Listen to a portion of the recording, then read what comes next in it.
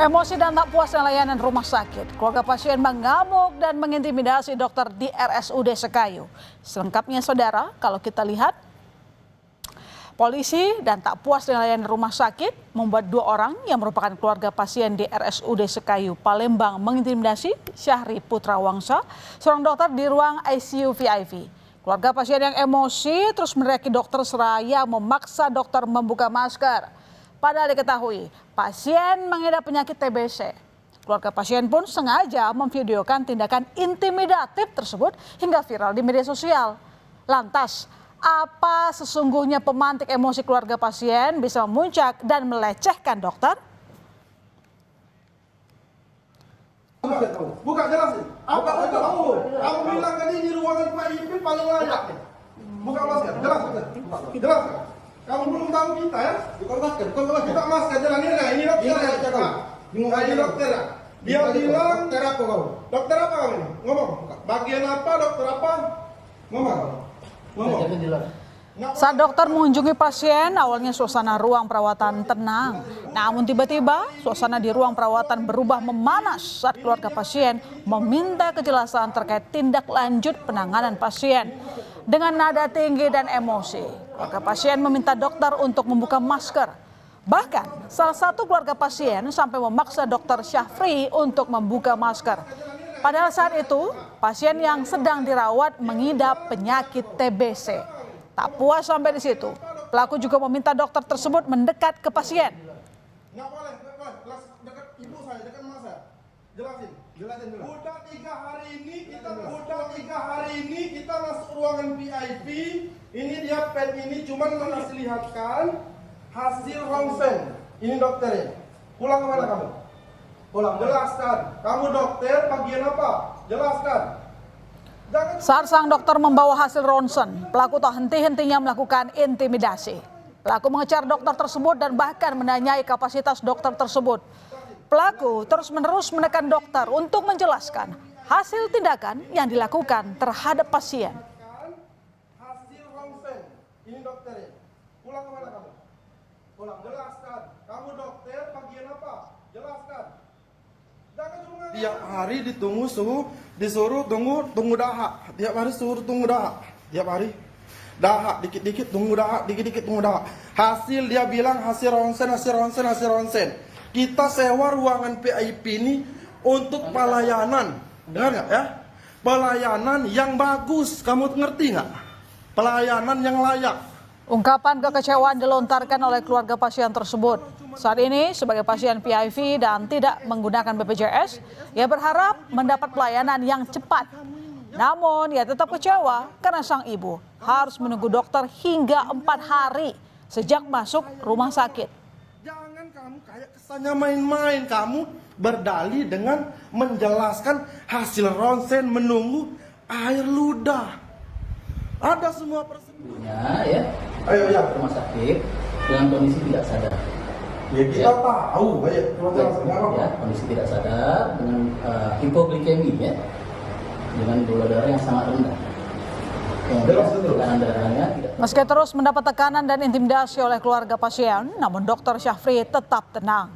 Dengan tenang dan suara pelan, dokter Syafri kemudian menjelaskan kondisi pasien kepada keluarga.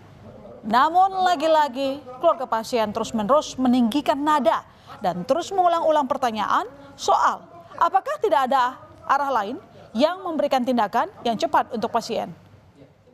Belum tahu saya kan? Nah sekarang saya tanya, tindakan yang tepat kalau hanya intimidasi seperti apa seharusnya? Bukan nunggu sehari. Nih saksinya banyak ya di sini nih. Nih, udah jangan sok-sok sopan urus balik. Kalau masih mau hidup urus balik ibu saya ini. Tak lama setelah itu, pihak keluarga pun mengusir dokter Syafri untuk keluar dari ruangan pasien. Dengan nada sinis dan arogan, keluarga pasien ini mengusir dokter tersebut dan sempat mengancam. Sebenarnya apa yang mendasari keluarga pasien ini sampai emosi dan mengintimidasi dokter tersebut? Udah jangan sok-sok sopan urus balik. Kalau masih mau hidup urus balik ibu saya ini. Cabut dari ini. Nih saksinya banyak ya di sini nih. Jangan sok-sok sopan urus balik. Kalau masih mau hidup urus balik ibu saya ini. Tercabut caranya. Ternyata saudara, keluarga pasien mengaku tersulut emosi karena menilai pihak rumah sakit lambat menangani sang ibu. Padahal pasien dirawat di RSUD Sekayu tanpa menggunakan BPJS. Ia juga mengaku emosi saat sang dokter memintanya untuk sabar. Sementara Dirut RSUD Sekayu menyebut pihaknya telah menjalankan sesuai SOP. Mas Sapri, gimana nih untuk menindaklanjuti saya di Mas Sapri bahwa Pak Ika itu hasil dari dahak ibu. Sedangkan dahak ibu saya ini sudah ada dari hari Sabtu, Pak. Dahaknya sudah ada dari hari Sabtu dan di ruang kita kan masih ruangan PIP berharap dapat fasilitas yang lebih lah. Lalu Pak Sapri bilang ada di situ, makanya saya sedikit emosi. Di situ Pak Sapri bilang ke saya, kamu harus bersyukur, sabar. Saya kan di situ nggak marah, nggak ada marah di situ. Saya disuruh sabar. Kenapa saya disuruh bersyukur? Di situ emosi saya memuncak, Bapak Ibu. Dan kami memastikan bahwa seluruh tindakan yang diberikan telah sesuai prosedur dan mempertimbangkan kondisi medis pasien secara menyeluruh. Ya, kedua terduga pelaku intimidasi terhadap dokter di RSUD Sekayu ini merupakan kakak adik. Salah satunya bernama Ismet Saputra. Terduga pelaku diketahui bekerja di bidang entertainment dan tinggal di Jakarta. Belakangan ia sengaja pulang untuk merawat ibunya yang tengah sakit. Sabar, tenang, dan tidak panik saat mendapat intimidasi dari keluarga pasien ditunjukkan oleh Dr. Syapri Putra Wangsa. Ternyata Dr. Syapri Putra Wangsa bukan sosok yang biasa di dunia medis di Sumatera Selatan, bahkan di Indonesia. Dr. Syapri ini satu dari 110 dokter subspesialis ginjal dan hipertensi di Indonesia. Ia satu-satunya dokter subspesialis tersebut di RSUD Sekayu. Keberadaannya di RSUD Sekayu menjadi anugerah bagi warga Musi Banyuasin yang kini tak perlu lagi menempuh perjalanan jauh ke kota besar untuk berobat atau menjalani cuci darah. Dan usai mendapat intimidasi dari keluarga pasien, Dr. Syapri melaporkan kejadian ini ke Polres Musi Banyuasin. Polisi pun langsung melakukan penyelidikan. Kita terima laporan polisi dari pihak rumah sakit untuk kita tangani. Itu yang melapor langsung korbannya. Sekarang kan yang kita terima laporan masyarakat itu peristiwanya. Nanti pada saat proses penyelidikan, nanti akan kita lihat perbuatan itu, peristiwa itu melanggar pasal apa. Ini bisa.